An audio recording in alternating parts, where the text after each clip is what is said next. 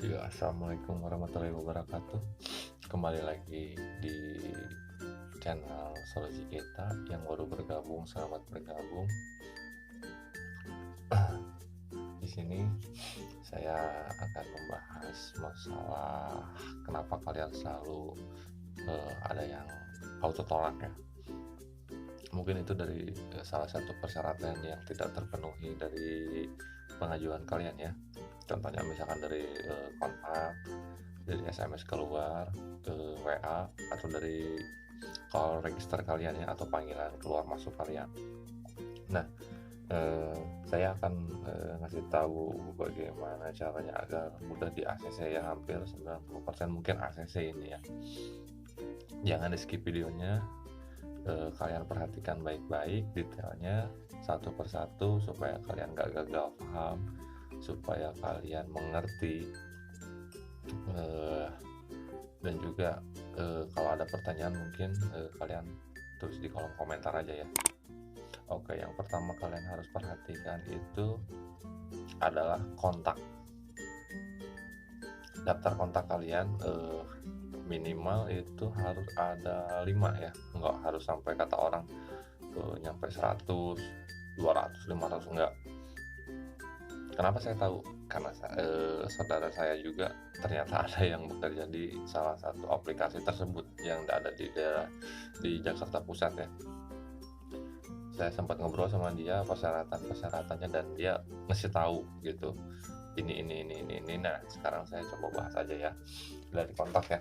Minimal ada 5 kontak yang aktif. Ada 5 kontak yang aktif di handphone kalian. Ya, misalkan contohnya saudara, teman kalian, atau rekan kerja kalian ya. Minimal ada 5 kontak yang aktif. Dan itu harus benar-benar aktif, jangan fake. Soalnya apa? Ketika kita proses pengajuan, mereka akan meminta izin akses kontak kita ya. Mengizin akses kontak kita dan mereka bisa mengecek kontak yang benar-benar aktif dan enggak gitu. Yang kedua itu SMS kita. Handphone kita itu minimal ada ya beberapa SMS yang keluar masuk ya. Misalkan kita mengirim SMS atau kita mendapatkan SMS selain SMS dari operator jaringan kartu kalian ya. Misalkan Anda menggunakan kartu Telkomsel, ada SMS kuota, sisa kuota habis, atau masa aktif kartu Anda udah mau habis. Selain itu ya, misalkan Anda bikin settingan aja sendirilah. Kalau misalkan nggak mau ribet, Anda tinggal bikin settingan sendiri aja. Misalkan Anda SMS ke teman kalian apa misalkan nanya kabar, atau misalkan nanya tentang pekerjaan atau apa, minimal ada 5 sampai 10 SMS yang keluar masuk ya. Jangan sampai kosong. Soalnya mereka akan mendeteksi bahwa handphone kita itu atau kartu kita tersebut melakukan aktivitas bahwa handphone kita itu benar-benar digunakan untuk keseharian. Yang ketiga, dari call register atau panggilan keluar masuk. Selain ada panggilan keluar masuk dari aplikasi pinjaman tersebut, kita juga diminta minimal ada 5 sampai 10 panggilan keluar ya. Keluar masuk kita misalkan harus ya bikin settingan juga sih, sama kita ya pura-pura telepon ke siapa lah dalam jangka waktu durasi kurang dari 1 menit pun bisa, hitungan detik pun bisa. Yang penting kita melakukan register panggilan.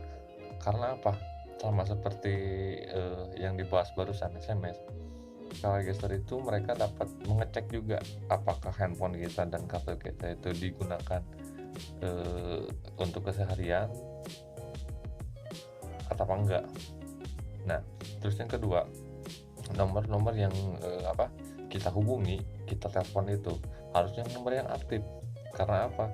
Mereka akan mendeteksi juga ketika suatu saat kita akan gagal bayar atau kita telat pembayaran.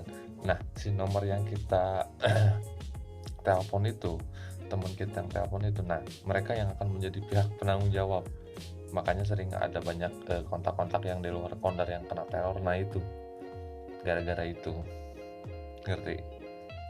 Nah, yang keempat, kontak darurat yang aktif. Nah mungkin kalau di kontak darurat ini kalian udah mengerti caranya juga ya. Itu bisa benar-benar lewat settingan asal nomornya aktif. Misalkan kontak darurat ya teman-teman kalian, lebih baik kalian misalkan join dulu lah sama teman-teman kalian, kalian bilang ke teman kalian mau melakukan sebuah pinjaman aplikasi dan membutuhkan kontak bla bla bla bla bla bla. Jadi bila suatu saat ada kemacetan di kalian, suatu saat kalian gagal bayar, nah kontak darurat tersebut akan dihubungi, akan dimintai pertanggungjawaban untuk membantu penagihan ya terhadap kalian. Nah jadi kalian tidak akan merasa was-was, nggak akan ngerasa wah data akan disebar bla bla bla kayak gitu aja ya.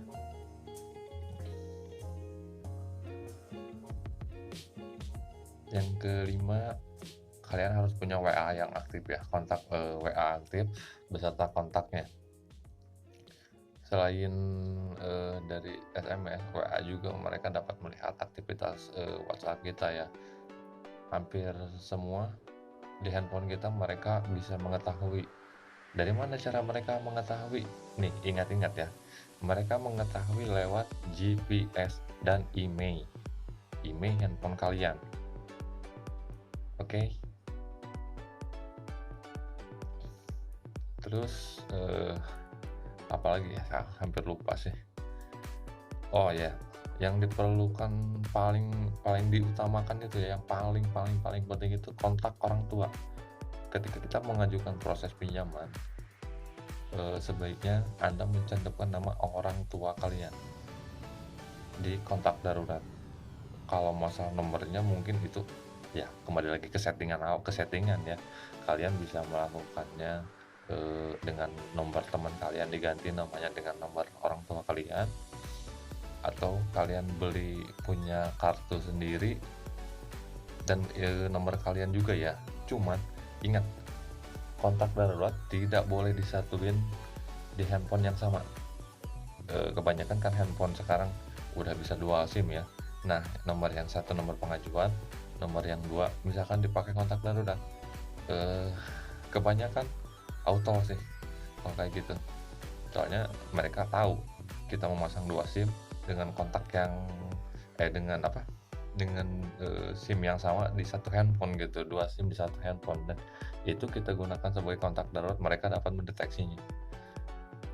Mungkin nggak semua ditolak ya, cuman ini kebanyakan kasus mereka kena tolak gitu. Mungkin sebentar saya coba lihat dulu apa aja. Oh ini GPS kalian ya. Usahakan ketika kita mengajukan pinjaman GPS kita aktif. GPS Global Position System itu ya. Kenapa? Soalnya saat kita mengajukan pinjaman, lokasi kita itu akan dilacak oleh mereka, disesuaikan dengan KTP. Nah, alamat KTP dengan GPS itu nanti mereka akan coba disinkron ya. Mereka akan coba mensinkronkan lokasi dan alamat yang tertera di KTP saat kita pengajuan. Nah, lebih baik saya kasih saran, ketika kita akan melakukan pinjaman, lebih baik lakukan di alamat yang sesuai KTP, karena itu akan mempermudah begitu. Atau misalkan kita mau mencantumkan nama alamat pekerjaan kita di daerah, misalkan di daerah mana gitu kan. Nah, kita lakukan di daerah tempat pengajuan itu, di tempat kerja kita sesuai alamat yang kita cantumkan. Itu 99% pasti ACC itu. Ya. Kenapa saya yakin? Ya kembali lagi, karena saudara saya yang bekerja di salah satu aplikasi itu ternyata bilangnya kayak gitu. Itu prosesnya mudah banget katanya.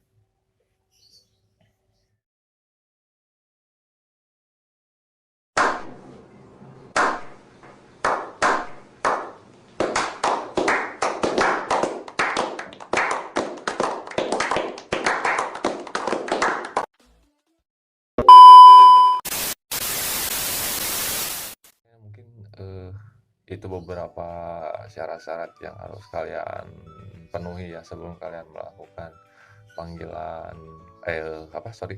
sebelum kalian melakukan pinjaman di aplikasi online tersebut. Semoga bermanfaat. Jangan lupa di-subscribe juga. Jangan lupa di-like, di-share ke teman-teman kalian, ke sosial media kalian, supaya teman-teman kalian juga tahu apa yang kalian tahu. Berbagi ilmu itu gratis bro, tinggal kita share aja, kita subscribe channel saya. Biar saya nanti akan coba cari-cari lagi bagaimana cara solusi untuk dari pinjaman online ini ya, terutama buat para kalian yang pemula. Kalian boleh ikuti video saya dari awal. Di sana saya banyak mencantumkan hal-hal ya seputar permasalahan pinjaman online. Oke, cukup sekian, semoga bermanfaat. Assalamualaikum warahmatullahi wabarakatuh.